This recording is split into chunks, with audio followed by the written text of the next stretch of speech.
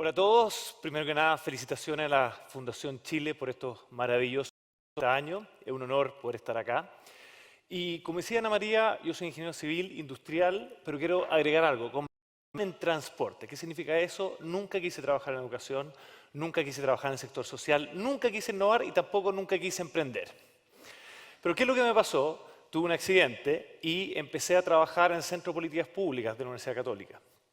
Y me obligaron, no fue ni un mérito mío, me obligaron a recorrer los 30 colegios de Puente Alto, el año 2002. Fue ahí cuando, lo digo con vergüenza, conocí un Chile que no conocía. Entendí, no desde la cabeza, desde la experiencia, de que por haber nacido en Puente Alto, tus probabilidades son notoriamente más bajas. Como dice el libro de García Márquez, Crónica de una muerte anunciada. Visité la cárcel, visité el psiquiátrico y me empezó a doler la guata de una manera que no me dolía antes. Sin embargo, producto de una herramienta tecnológica, junto a la Universidad Católica y a gente de Puente Alto, logramos que 600 niños que estaban en la calle empezaran a ir a la sala de clase. Y dije, si yo, que no sé nada de educación, puedo aportar en algo como esto, estoy seguro que hay mucho más cosas que se pueden hacer. Y literalmente una visión de que es un campo fértil, básicamente, pero sin arar.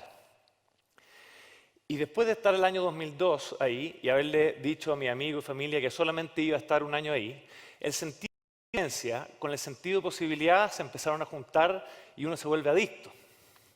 Y no fueron un año, fueron 2, fueron 3, fueron 4, hasta que el año 2006 vino el movimiento pingüino. Y ahí yo creo que estaba más convencido que todos los que estaban en la calle de que había que cambiar la educación de Chile. Y en resumen, se generan dos leyes, todos en consenso de dos muy buenas leyes, la subvención escolar preferencial y la ley de aseguramiento de la calidad. Sin embargo, parado en los colegios Puente Alto me di cuenta que eso no era suficiente. Tecnología era necesario, pero no suficiente. Políticas públicas eran necesarias, pero no suficientes. Con un grupo de amigos, de forma paralela, tomamos un colegio en Peñalolén, que era el primer colegio de Chile. Uno entrevistaba a los papás no sabían cómo se llamaba el colegio de sus hijos. En la reunión de directorio, me acuerdo, la pelea era quién ponía el papel confort en el baño. Y uno dice, bueno, agarramos ese colegio y hoy día tiene 200 en el CIMSE, dentro de otras métricas también muy positivas. Pero la pregunta es, si todo es necesario, pero nada es suficiente, ¿qué es lo que va a gatillar un cambio en educación? Y ahí fue cuando, hace justo 10 años, escuché la siguiente idea, y creo que es el motivo de lo que decía Ana María. ¿Qué pasaría? O sea, si hay un sistema lleno de problemas, es posible que podamos solucionar todo lo posible. Nadie tiene la capacidad para hacerlo. No hay ni un presupuesto para hacerlo. Sin embargo, ¿qué pasaría si generamos un puente para que mucha gente cruce ese puente y conozca el problema? Y no lo conozca desde el punto de vista de académico o datos o con un paper o un gráfico, sino que lo conozca en carne y hueso. Y desde esa experiencia, en el fondo sean ellos los que solucionen cada una de las miles de cosas que hay que hacer. La innovación que hemos hecho en Enseña Chile tiene que ver con cambiar la pregunta. En educación estamos empecinados con hacernos la pregunta, ¿qué es lo que hay que hacer? Cuando estando en el Colegio Puente Alto y escuchando esa idea, me di cuenta que la pregunta debiera ser, ¿quiénes lo van a hacer? Si queremos cambiar la educación de Chile, la pregunta es, ¿quién está convencido, decidido y conmovido para poder hacerlo? Me toca recorrer muchas universidades en este país y cada vez que hablo nos falta alguien que levanta la mano y dice, ustedes son unos canallas porque lo que debieran hacer es esto, esto y esto. Y mi respuesta siempre ha sido la misma. ¿Y por qué no lo hacéis vos? Y la persona no habla nunca más en toda la charla. Entonces, agradezco la invitación porque quiero hablar de qué tipo de liderazgo en el fondo estamos tratando de formar. Y aquí algo fundamental. Primero que nada, líderes que comprendan el problema. Esto es súper básico lo que estoy diciendo, no voy a mostrar ninguna ciencia acá. Pero hoy día estamos empecinados en solucionar un problema antes de comprenderlo, antes de empatizar, antes de entender por qué la gente se comporta de una manera que quizás es totalmente irracional desde mi punto de vista. Estamos generalmente mucho más enamorados de una solución que enamorados de un propósito, de un problema, de solucionar algo, independiente cuál sea la solución. Hoy día en educación uno lee los diarios y todos están tratando de vender, se podría decir, la bala de plata, cuando de verdad el centro tienen que ser los estudiantes. Y el futuro de los estudiantes y la convicción de que todos los estudiantes pueden aprender y si no lo hacen es nuestra responsabilidad. Ese, yo digo, enamoramiento del problema te genera un sentido de urgencia que no te deja tranquilo, que es imposible que eres igual. Pero si tú solamente te quedas con ese sentido de urgencia, finalmente es fatalismo. Es mejor vámonos para la casa porque es imposible. Es un tsunami que se te viene todos los días encima cada vez que tú entras a la clase. Y por eso hablo del segundo tema. Con sentido de posibilidad. No porque pienso positivo y es posible, sino porque lo viví, lo sé. Lo comido y lo bailado no me lo quita nadie. Yo lo vi con mis propios ojos.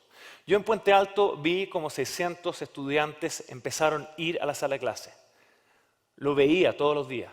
Nadie me puede decir que no se puede porque lo vi.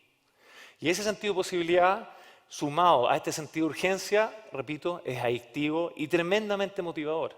No es caridad lo que uno hace al trabajar de educación. Siempre lo digo porque creo tanto en la caridad, esto no es caridad.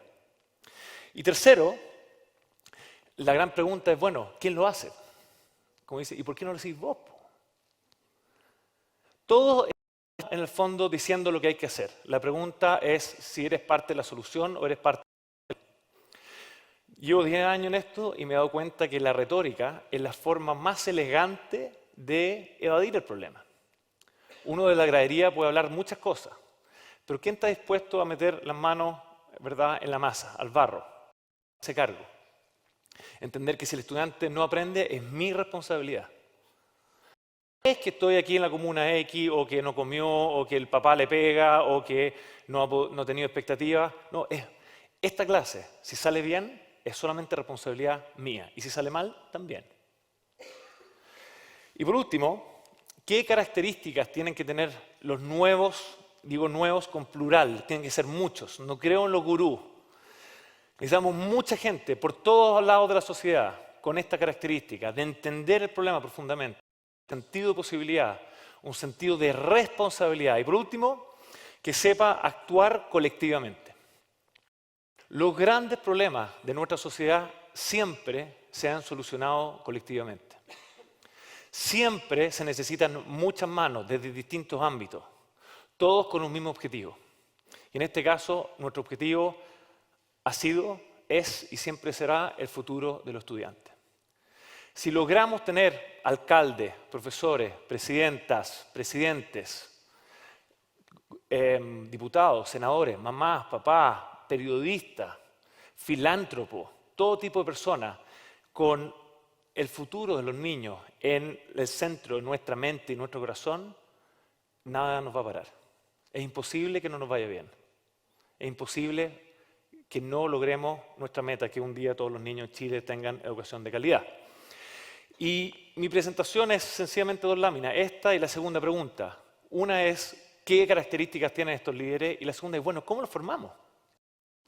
¿Cómo formamos a esta gente? ¿Cómo logramos que alguien esté convencido, decidido y conmovido para que todos los niños en Chile tengan un futuro mejor? Y aquí hay algo que la academia tiene que entender, y yo creo que la Ana María lo dijo muy bien. Necesitamos tener experiencias. Si yo veo mis 13 años escolares, yo sé exactamente el día que fui a Lagunilla, que fui a Puerto, que alojé en el Morao, y después fui a Lagunilla y de nuevo alojé dentro de una cueva de nieve. Exactamente cómo fue ese día. No me acuerdo mucho de la otra clase. Me acuerdo muy bien de los partidos de rugby, me acuerdo muy bien de los campeonatos de atletismo. Me acuerdo muy bien cuando teníamos que tener experiencias, en el fondo ayudando al colegio al lado que se inundó. Hoy día estamos restringiendo, en este caso particular, la enseñanza de liderazgo a la sala de clase. Es una locura esa cuestión. O sea, una cosa es saber de liderazgo y otra cosa es ser liderazgo. Y si tú no pasas por el fuego, perdonen que lo ponga así, pero si tú no pasas por una experiencia potente, es muy difícil estar convencido, decidido y conmovido. Es muy difícil tener un propósito, porque de verdad lo que sabes en la tele. Nos pasa mucho que la gran cantidad de estudiantes nuestros que quieren ser doctores porque vieron Doctor House. Recuerdo patente una vez en Valdivia, estábamos en un colegio bien alejado que siempre tenía la PDI dando vuelta y uno le preguntaba a todos los estudiantes qué quieren ser y todos te decían PDI. Después de 3 meses el profesor era también veterinario y le pregunté a los estudiantes y todos ahora querían ser veterinarios. No han tenido experiencias que le amplíen el horizonte de alternativas y posibilidades. Lo mismo los mejores jóvenes desde el punto de vista que han tenido la mejor educación de nuestro país. Necesitamos experiencias potentes, necesitamos salir, y digo salir de la caja, pero salir del aula, salir del colegio, pasar, insisto, por el fuego. Segundo, un principio muy básico, que es uno aprende por medio del ejemplo. Necesitamos exponer a gente a buenos ejemplos, exponer a gente a buenos líderes. Hemos tenido la suerte en la red mundial Teach for All, donde participamos, de estar expuestos, por ejemplo, a Kaya Henderson. Kaya Henderson fue un chancellor, que es como una ministra de educación de DC, un estado que ha subido enormemente. Y uno la conoce, uno se toma una cerveza con ella y es una persona, primero que nada, no es de Marte, tiene los mismos problemas que tiene uno. Y uno dice, ¿sabe qué? Oye, quizás podrían hacer esto. Son de carne y hueso. Importante la exposición a líderes, ver para creer, lamentablemente, ¿verdad? Tener ese ejemplo. Y por último, quiero ir acá y me voy a detener un poco más. Es demasiado importante cultivar el ser. En una sociedad que está empecinada con el hacer, mi pregunta al público presente es ¿cuánto tiempo ustedes le dedican al ser? ¿Cuánto tiempo le dedican a el cultivar la persona, valores, principios, familia? Hoy día, las estadísticas nos dicen que esta generación, la generación del Facebook, del Twitter, del Instagram y cuantos más, es la generación que se siente más sola. ¿Cuánto tiempo, en el fondo, le dedicamos al deporte? ¿Cuánto tiempo le dedicamos a leer un buen libro, a la oración, a la meditación? Ustedes pónganle el nombre que quieran. Me llama la atención últimamente la gran cantidad de gente tremendamente inteligente que está haciendo cosas realmente, perdonen, estúpidas. ¿Por qué?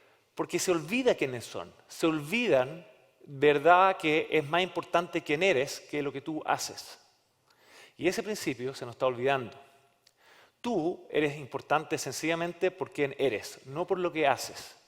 Y en el mundo social es un gran tema eso, porque finalmente, al igual que todas cosas, sale en ego, uno se cree el cuento, y hay un problema tremendo ahí. Entonces, resumo, ¿cuáles son los nuevos líderes que necesita la educación hoy día en Chile? Desde mi humilde punto de vista, es gente que entienda el problema, es gente con sentido de posibilidad, sentido de responsabilidad, que pueda trabajar, se podría decir, en equipo. ¿Y cómo lo formamos? Necesitamos experiencias, se podría decir, que te remezcan. Necesitamos tener ejemplos a seguir, ver que es posible, ver que la gente que ha generado grandes cambios es de carne y hueso. Y tercero, no olvidarnos que lo más importante es quiénes somos, no lo que hacemos. Termino con una pequeña investigación que hizo Education Week el año 2011. Se publicó en Harvard Business Review también, que básicamente dijeron cuáles son los emprendimientos de mayor impacto en educación en los últimos 20 años. Hicieron su metodología y después dijeron, bueno, ¿de dónde viene esta gente? ¿De dónde nacen las personas que están liderando este emprendimiento? Bien, 14 vienen de Teach for America, que es el símil de enseñar en Chile en Estados Unidos, New York Public School, KIPP Schools, Anderson Consulting.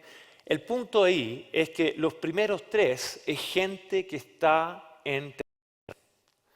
Hay una gran frase que me encanta, que es uno tiene la cabeza donde están los pies. Por ende, si tus pies están en lugares de necesidad, es prácticamente imposible que no se te ocurra una idea. Si tus pies están, ¿verdad?, al lado de una silla, sentados viendo una planilla Excel y PowerPoint, o sea, vaya a querer ser Dr. House, porque lo único que veía es ese ejemplo. Entonces, necesitamos, en el fondo, salir del lugar de confort, salir de los estereotipos, se podría decir, convencionales que hoy día tenemos en Chile, que no es ingeniero y por eso tiene que estar haciendo, no sé, edificios solamente, y entender de que, siempre digo, el gerente general de PricewaterhouseCoopers estudió historia. El gerente general de una gran empresa de energía en Inglaterra estudió inglés, porque tiene toda la experiencia y todas las competencias que hablaba Ana María.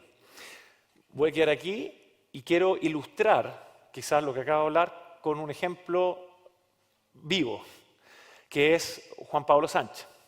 Juan Pablo Sánchez hizo clases en la Fundación de Enseñanza de Chile y lo que más me gusta de él es que él no estaba ni ahí con la educación, era bueno para parrillar, estaba ir a Harvard, por eso entró en Enseñanza de Chile, no engañó, quedó seleccionado, y hoy día se metió donde las papas queman, se dio cuenta que su estudiante el primer día de instituto de verano no sabían sumar, restar, leer, escribir, y dijo, me tocaron los peores estudiantes. Fue el segundo día y le dijo, ¿quién estuvo? 6.8, 6.7, 7, 6.9. Bueno, resulta que le habían tocado los mejores estudiantes. Y ahí que él mismo le cuente su historia. Muchas gracias.